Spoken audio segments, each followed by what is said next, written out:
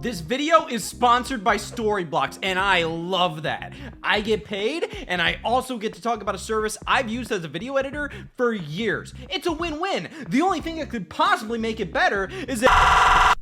Oh my gosh, I'm inside Storyblocks, which is fine by me. It's unlimited downloads of high quality media at one predictable subscription cost. Even my wildest fantasies couldn't compare to this. I've been personally using Storyblocks for years, as in my opinion, it's the best place to get high quality stock footage for any project I'm working on. It's all authentic stuff created by real artists, and it is so easy with one subscription to just download whatever I need and immediately start using it in my video. I would genuinely recommend Storyblocks to anybody looking to create videos online. Storyblocks saves its members 3.5 hours of work a week. It is so nice, simple, and easy to use. It'll make your life as a video creator easier, but it will also make your video quality better. And you can get 2 extra months of Storyblocks for free when you sign up for an annual plan using the link storyblocks.com/stash. Okay, this was cute for a second, but there is no oxygen in here. I can't do this for much longer. Whatever. That's how it sort of feels like to talk about Super Mario Galaxy yet again, but to be fair, there's a lot of stuff going on right now, and I kind of just want to babble about how there is a whole lot of Mario Galaxy themed stuff going on.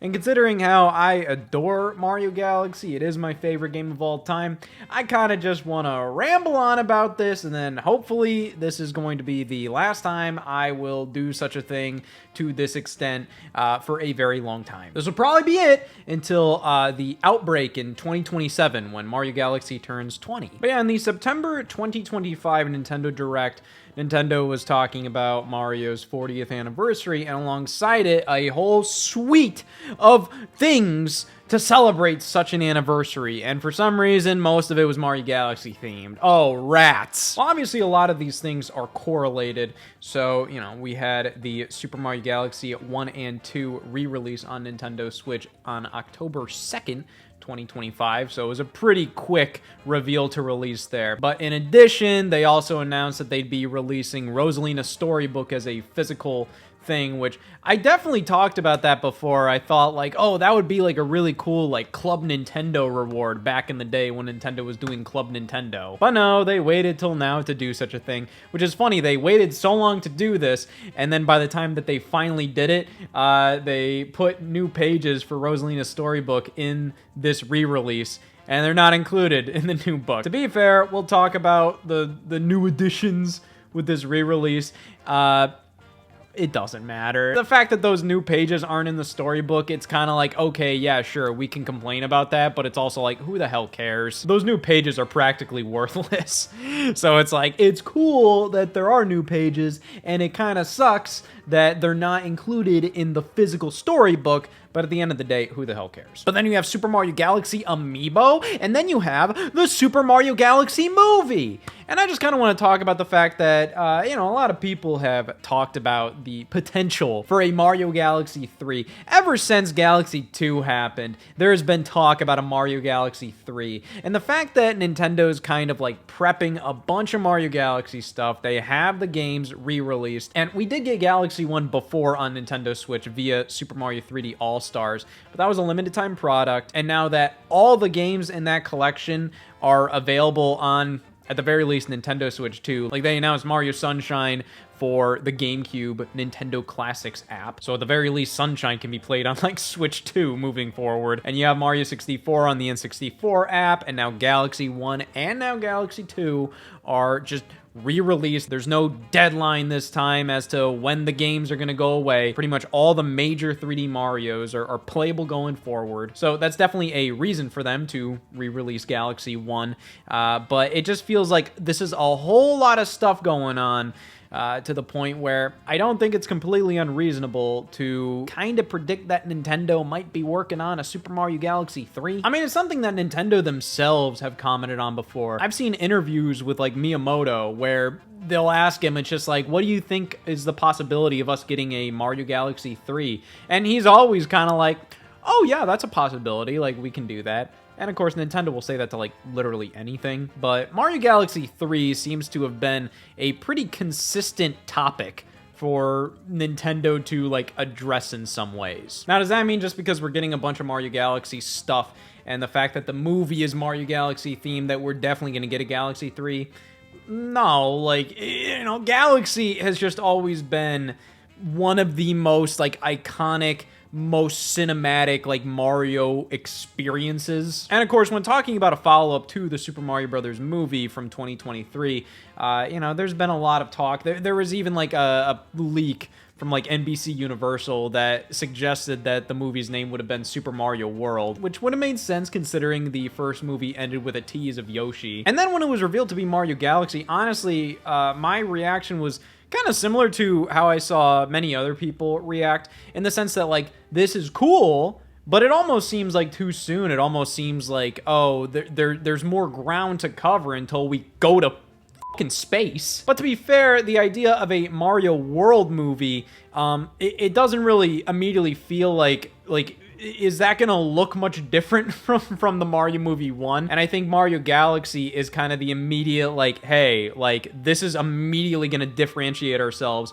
from the first movie. Obviously, Yoshi's gonna be there and everything, so I mean, that would be, like, interesting enough to differentiate from the first movie. But visually speaking, a Mario Galaxy movie is gonna be, like, completely its own thing, pretty much, while also retaining what made that first movie so fun to watch. You know, you're still gonna see, like, the Mushroom Kingdom and stuff. I will definitely say, based on the leaks we're hearing about the Mario Galaxy movie, every now and then, like, these things are popping up with, like, these plot synopsises. This movie sounds like a goddamn mess. It sounds like it's literally going absolutely ape shit with, like, we're cramming all these fucking characters. Like, there's random leaks about, like, oh, Wario is gonna be in the movie. It's, what the fuck is Wario gonna do? Why do you need Wario here as well? Like, there's all this stuff where it's just like, I'm definitely interested to see like what's gonna go on here. And the little teaser they did where the Mario World music is playing at first, I thought that was like a cute little reference to the fact that, like, you know, oh, Yoshi's gonna be in this movie. And then it kind of like cinematically transitions as the camera pans up the castle, and then you hear like the Mario Galaxy leitmotif, and it just feels very impactful. Very cool little teaser that they showed there. And I definitely kind of respect the fact that it doesn't feel like they're necessarily trying to stretch the Mario movies out like unnecessarily, because it's just like, if they did a Mario World movie, Mario Sunshine, I'm just trying to think of like all the different Mario games and their subtitles that would make sense for like the Mario blank movie, this Mario movie, this Mario movie. And it does kind of feel like they're just immediately going for like what makes the most sense to turn into a movie, and you know, obviously that would be Mario Galaxy. Mario Galaxy has the most meat on its bones, like plot-wise and just aesthetically, visually, all of that. Of course, Mario Galaxy, like whenever we're talking about Mario Galaxy and we're saying that like, oh, it has such a plot. No, it doesn't. It definitely has some of the most like interesting concepts, and it has more story than any other Mario game. But to be fair, that story is still the exact goddamn same as 90% of other Mario games. Bowser kidnaps Peach, Mario goes after her. Kind of the stuff surrounding it, you know, with Rosalina's storybook and Rosalina herself and the Lumas and just kind of the lore associated with that. The whole ending, like everything gets swallowed up by a black hole and Rosalina's just a god towering over you, pretty much saying the universe is gonna reset and it's not gonna be the exact same as before. And it almost kind of makes sense with how Nintendo does their stories. Like, it's almost like how Zelda works, where just like every Zelda game is basically just a reset from the last one, where it's like, this is a new retelling of the same legend kind of thing. And then that transitions over to Galaxy 2, where that's being told via a storybook, and it's kind of a retelling of Galaxy 1's story, but with a couple little differences. So it's like, you know, as simple as Nintendo is, and as much as you want to claim Nintendo doesn't give a shit about their stories, they obviously do. Like, they obviously care, but they also have absolutely no problem retconning stuff or changing things or just doing something because it makes sense gameplay-wise. But they obviously do care about lore and the storylines of their games. Like, you look at something like Donkey Kong Bonanza, and obviously, like, a big thing with, like, Pauline being a young girl in that game. And then with Donkey Kong Bonanza, spoilers, being a prequel to Mario Odyssey and showing up in, like, New Donk City. Most people's response to that is, like, Nintendo doesn't give a shit about continuity. But you look at, like, all these other things in Donkey Kong Bonanza, and it's obvious they do give a shit about continuity, and they do give a shit about like the story of their characters and their characters' personalities and their background and all of that stuff. They care about it, but they care about gameplay more. And Galaxy is a great example of that, and I am very interested to see how it turns out as a movie, because god damn, I love this game. But do I necessarily want a Galaxy 3? Because like I said, it does almost seem a little too quick to do a Mario Galaxy movie, as much as I'm like, yeah, I mean, that makes sense, but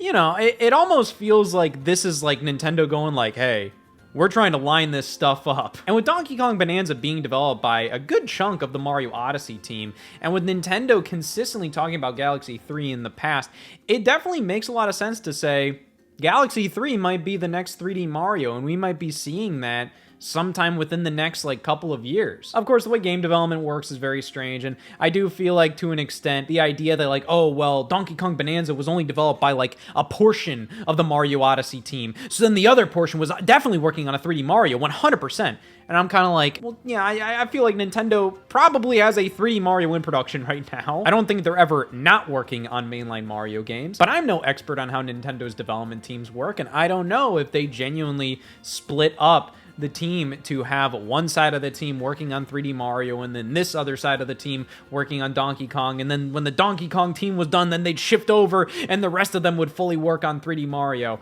I did see a bunch of interviews saying how Nintendo wanted Donkey Kong Bonanza to kind of be like this brand new step in the series where we're going to get brand new 3D and 2D Donkey Kong games moving forward. And that kind of tells me that Nintendo wants there to be like a dedicated Donkey Kong team, perhaps.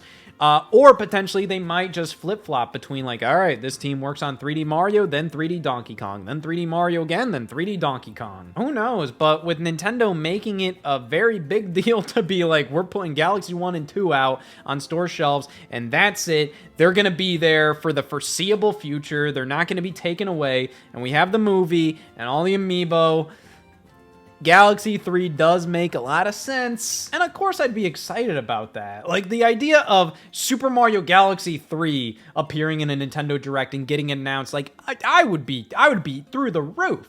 But I'm not necessarily going like, oh, that's what I desperately want the next 3D Mario to be. Because I genuinely do think 3D Mario operates the best when they're just gonna have this brand new idea and they're just gonna be like, yeah, we're just doing this as the next 3D Mario. That's how we got Odyssey. That's how we got Galaxy initially. That's how we got Sunshine, which, you know, people either don't like Sunshine or they love it to death. But still, I think Mario with new ideas is the most exciting. But seeing an old friend, that being the name Galaxy, and seeing a 3 at the end of that, yeah, that would be definitely exciting. However, Galaxy 2 is an anomaly in the 3D Mario lineage because it's the only, like, numbered sequel to a 3D Mario game. Yeah, you had Mario 3D Land and 3D World, but, you know, Galaxy 2 followed very shortly after Galaxy 1, and it was genuinely supposed to be just kind of like practically an expansion pack for Mario Galaxy 1.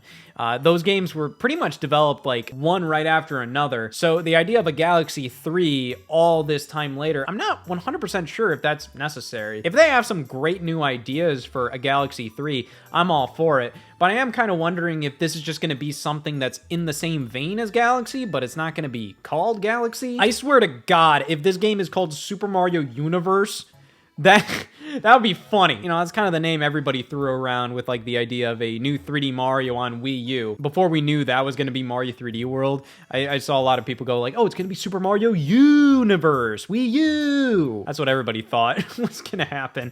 I think I remember seeing, like, fan art for, like, Super Smash Brothers Universe. Universe was always the Wii U subtitle everybody used on those fake box arts. And I don't even think a single goddamn Wii U game had the subtitle Universe. This is the closest we got. But yeah, almost something with the themes of Galaxy, but something different makes the most sense, because Galaxy 1 and 2 were definitely fully kind of developed with the original Wii in mind. You know, the pointer controls, and honestly kind of like a bit more of like a casual feel because, you know, you don't have like a C-stick where you can easily manipulate the camera as much. You know, you had the D-pad of the Wii remote, but that was about it. So Mario's movement in Galaxy definitely doesn't feel as smooth as other Mario games. And while you can definitely criticize the game for that, I do kind of feel like it works really well with that original control scheme of the Wii remote and nunchuck. It just feels perfect with those controllers. But I wonder if this would be a more open world take on the Galaxy ideas, because we got Bowser's Fury in early 2021, and with that game, everybody feels like that feels like an experiment. That feels like this is what the next 3D Mario is going to be all about. And who knows, Nintendo always likes to surprise us with bullshit. Like, everybody just assumed the next 3D Mario was going to be an open world experience like Bowser's Fury. Like, it would be Bowser's Fury, but way bigger, and it's not just all surrounded by water or whatever it is. No, but imagine that. But space. Definitely an interesting concept, and I do think that would almost make it so then, like, we can't really call this Super Mario Galaxy 3, because I think the Galaxy game series is so much more than just, oh, it's Mario in space. The way the Galaxy games operate is so damn linear. They are very linear experiences. So if you make a Galaxy 3 and it's this completely non-linear experience, this open world thing, I don't think it would like not work, but I almost feel like at that point, you might as well just be like, it's its own thing. It's Super Mario Universe. It's Super Mario Galaxies.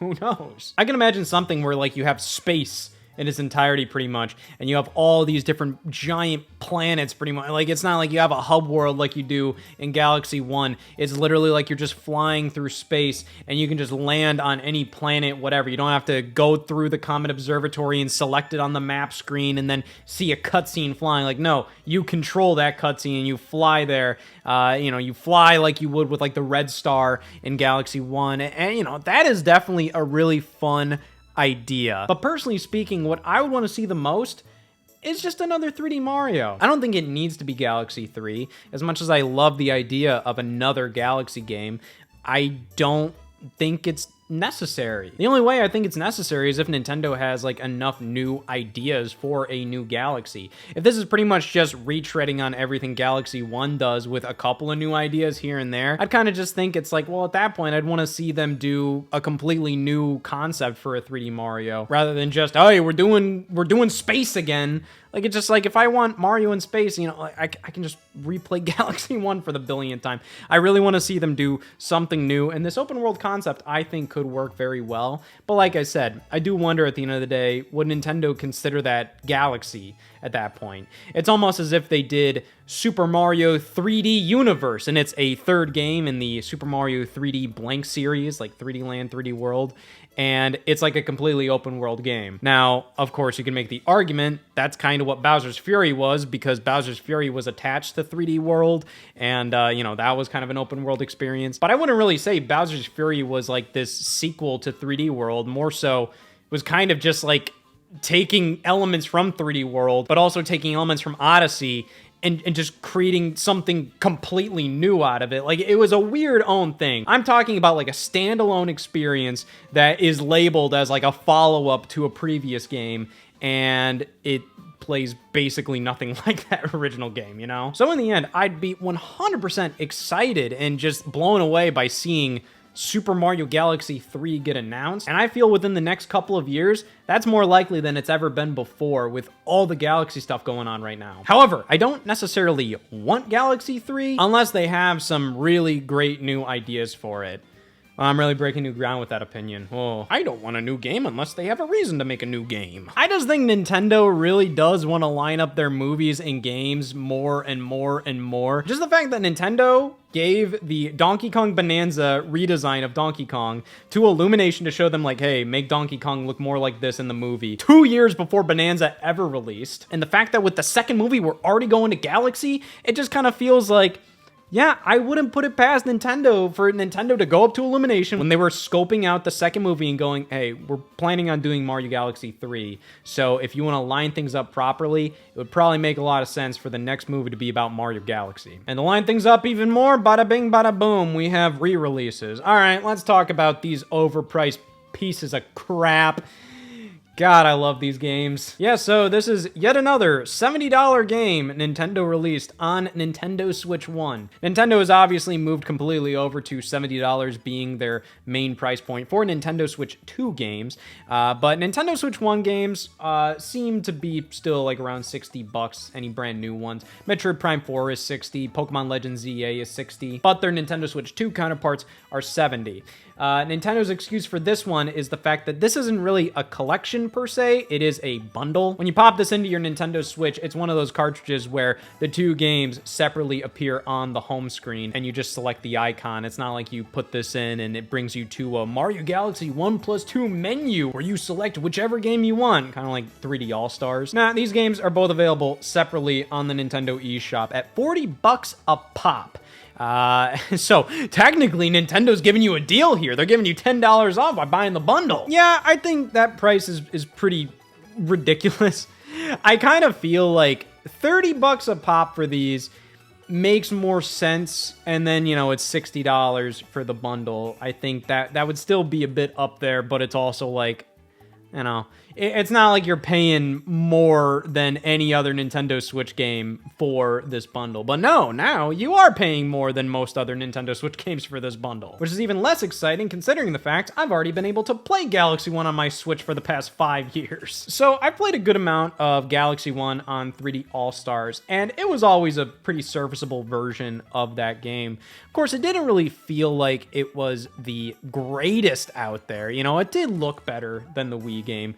But it was very obviously kind of like a quick and dirty, like, okay, you know, let's put this Wii game out on Nintendo Switch. Let's give it gyro controls to replace the Wii Remote pointer, and let's just clean up the graphics a little bit. At the end of the day, Galaxy 1 in 3D All-Stars kind of just felt like you were emulating the game via Dolphin. The gyro pointer worked at being a cursor, but it just kind of kept desyncing, and it didn't feel the greatest. It always worked fine. And when that thing would desync, you always had the option of just like, hey, just resync it immediately and everything will be fine. But I don't know, it just always felt a little funky to me. And the solution to using the cursor in handheld mode was abhorrent. The fact that it's only the touchscreen, you can only use the touchscreen. It's kind of cute to be able to do that, like it works. Like, to be honest, there is kind of a weird sensation I get by like, oh, I'm playing a Wii game in the palm of my hands and I get to use my finger to select things that I would originally select with the Wii Remote. That was always kind of like a very interesting kind of like sensation, but at the same time, doesn't work very well like in practice. Like it is, that is horrible. I hated it. Now this version is gonna be pretty much the version that's available from here on out on the Switch family of systems. And I will say, I just went through the main game of Galaxy 1 on Nintendo Switch 2. So that version of the game, Nintendo put out an update for this game on Switch 2, where it runs at 4K, 60 frames per second. Now, one thing that's kind of weird is the fact that to even play this game on Switch 2, it requires an update. You can't go past it. I don't know if there's any way to kind of like, you know, like get yourself around having to update this game, but it seems like this game is unplayable on Switch 2 without an internet update, which is pretty lame. But I found that I haven't played a lot of games lately, and I've wanted to sit down.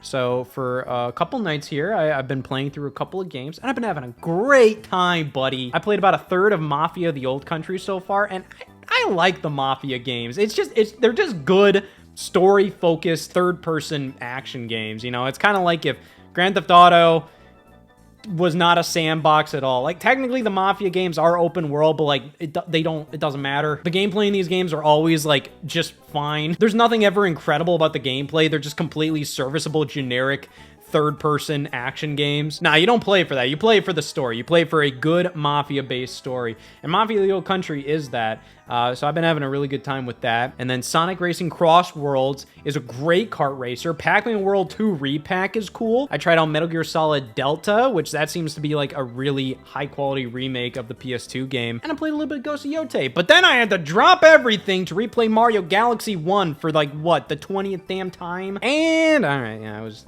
happy I did. I gotta be honest, playing Galaxy 1 on the Switch 2 felt really damn good. Now, I will say, I played with split Joy-Con 2 controllers. I played them like I would play the original Wii game, which is generally how I played the game on Nintendo Switch via 3D All-Stars. Playing with the Pro Controller in Galaxy 1 just feels awkward. You can do it, but the fact that you're still like moving the cursor with the Pro Controller and you're holding it like this, it just feels weird. Functional, sure, but it doesn't feel right. The split Joy-Con feel a lot more natural, and I do honestly feel like playing on Switch 2, I mean, just the fact that the controllers are bigger, I think helps, but also I think the Switch 2 controllers do have improved gyro, and I could definitely feel that. Using the Joy-Con 2 as the pointer, yes, I would have to resync it a couple of times, but it just felt a lot more responsive and much better than the gyro pointer ever did on Switch 1. I would honestly say this 2025 re-release of Galaxy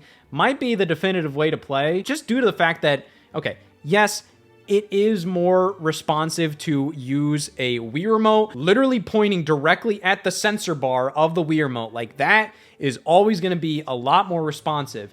But at the end of the day, the gyro pointer, you can technically be pointing that wherever the hell you want, so you don't have to worry about pointing directly at the sensor bar, and you don't have to be precise, really, with the pointer in Galaxy at all. Like, all you gotta do is just kind of, like, move it around to select a circle of star bits, or just kind of, like, point a little bit here, point a little bit there. You use the pointer constantly throughout the game, but you don't need to be, like, that accurate with it. It's kind of just like doing little motions back and forth, circle motions, all of that stuff. And I personally had no problems with it. But I do understand other people thinking that the Wii version is still superior based on the fact that the sensor bar of the Wii version is just much more no-nonsense. It's just kind of like, this is what you do, just point it at this damn thing. But man, you ever try to play a Wii game and you point the Wii remote at the sensor bar and you just might not be in the greatest position ever, so you just see your damn cursor just flicker a bunch and you can't get a good read on the sensor bar? You don't really have that problem on the Switch 2 with the Joy-Con 2 controls. Now, while I still play with the split Joy-Con, I haven't been flicking the controller to spin as Mario. I've been just using Y for the most part, primarily because I do think with the gyro controls, since those get desynced more, it feels much better to just hit Y, so then you have less happening where you're shaking your pointer around and it's less likely to get desynced. Before this re-release launched, there was a lot of hubbub about this not being potentially a great graphical remaster. In many cases, it was kind of seen that certain textures or certain graphical effects weren't appearing the same, or they were lessened on this Nintendo Switch remaster of the games. But I would say across the board, this version of the game, the texture work is much clearer. You can immediately see, like on the stonework at the very beginning of the game going to the Star Festival, the stones on the ground are like a million times clearer. But there are a couple of areas where for some reason, just some textures have just been flat out removed. And I don't know. Maybe that's something that the developers missed. Maybe they thought like, oh, no. This actually looks a lot better without a texture. But I don't know. It's definitely kind of weird. But I would say more often than not across the board, the game looks better than it ever has officially before. I think it's really cool how the opening cutscene, it seems like they completely re-rendered that. There's no longer a letterbox on there. Everything looks a lot clearer. It's pretty wild. And I would say, after beating the game, I forgot about this. This is something that I just want to say. The ending cutscene of Galaxy looks fucking bad. Like, they show the Mushroom Kingdom and stuff. They show this giant, like, camera pan of it. And, like, I don't think this environment was ever meant to be shown in the daytime. It looks bad as in the ending cutscene of Galaxy. I don't know why. A lot of things, honestly, even look like really blocky, kind of strange. It's all good, though. Now, replaying Galaxy 1 was pretty damn easy for me. I haven't replayed this game fully in a good couple of years, and I'm really happy I did. I will reaffirm, this is still my favorite game of all time, which means I can criticize the fuck out of it, can't I? I just did. The ending cutscene sucks. Bam! I definitely think, my opinion is, Galaxy 1 is still my favorite, but Galaxy 2 does have better gameplay. Galaxy 1's levels are far simpler than I remember them being. I do think Galaxy 2 definitely makes things a lot more interesting just by introducing like the comet medal. You know, it's a little collectible in most stages in Galaxy 2, where it's just like as you're going towards the star, keep your eye out for the comet medal. To be fair, the comet medals are never really hidden that well in Galaxy 2. Like I remember like going through Galaxy 2 for the first time, I pretty much found every comet medal my first time through. But going through Galaxy 1, I always had this feeling of like, all I gotta do is get to the end of this stage. There's no reason to explore anything. There's no reason to like look around. There's hidden stars sometimes. Like if you go on one mission, there might be like a hungry Luma that you come across, or there might be like a random other star by going off the beaten path or something. But for the most part, like, you know, I think the comet medals in Galaxy 2 definitely help things out because it forces you to explore the stage a little bit more. I don't think having hidden stars helps because, I mean, like, either way, what do I get for going after a hidden star? Another power star. What do I get by just doing what I was setting out to do already in a stage? I get a power star. So either way, like, I'm getting a damn power star. Galaxy 2 gives you more of a reason to spend more time in the levels. Galaxy 1...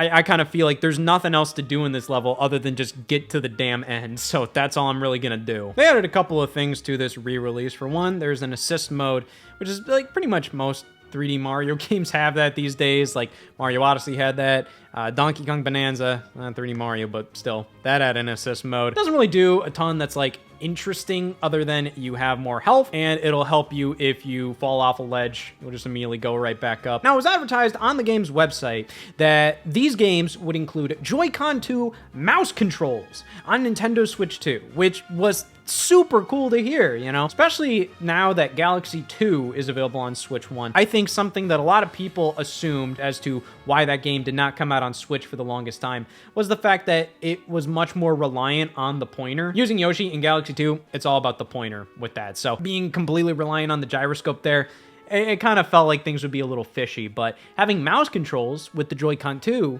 sounded like it would kind of alleviate those problems. It doesn't. The mouse controls are only for the second player for Galaxy's joke-ass multiplayer mode. We're like, oh, the second player can help out with your star bits. Come on, guy. Like, I'm happy mouse controls are here in some way, but I hate that they're here in a way that is completely, like, I'm not gonna fucking use this. I think it'd been cool as hell to use mouse controls with Galaxy 1 and 2. Even if it ended up not being, like, that functional, like, maybe it sounds like, oh, that'll be really good, but maybe in reality, like, yeah, the gyroscope works just fine.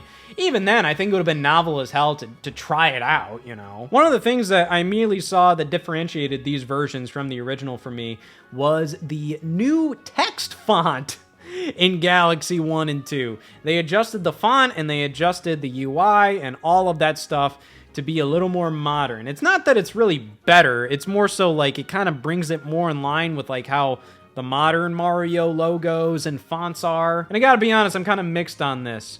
Of course, yeah, we're talking about fucking fonts tonight. Oh boy. I think the general HUD looks nice. Like, I like how the font looks with like, you know, it's showing Mario's life count and the star bit count and all of that. But I don't like how the text looks when it says, welcome to Galaxy, or you got a star, or any of that stuff. I think that looks way better in the original game. I don't give a shit, but, you know, I'm just gonna say it, cause I'm brave. It just doesn't really look as, like, unique to me, but, you know, it's all good. I don't really care that much. But I will say, you know, out of all the differences in this new version of the game, which there aren't a lot, that is one that I'm a bit mixed on, so, The game auto-saves after each level, which it feels like they kind of did it in a choppy way. There's like a single frame where the hand pointer appears after you complete a stage, which that hand pointer would originally appear in the original game for you to select save your game, yes or no. So it just kind of feels like they honestly just took this portion and just kind of cut it or something. And in the game, it's still like auto detects to showing like the finger pointer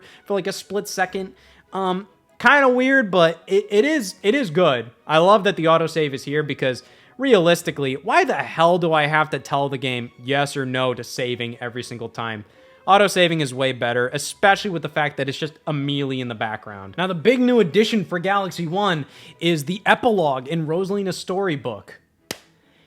It doesn't fucking matter. But it was possibly added to coincide with the fact that Galaxy 2 just has a flat-out brand new storybook. Galaxy 2 never had a storybook, but they added one, which is really, really cool. I think that's way cooler than Galaxy 1 getting an extra epilogue, because the epilogue doesn't really do much. I mean, it pretty much just focuses on Rosalina saying, like, some more adventures in the future await us, don't they, everybody? I think it's cool that they show Rosalina playing the guitar, because that was a piece of concept art for Mario Odyssey.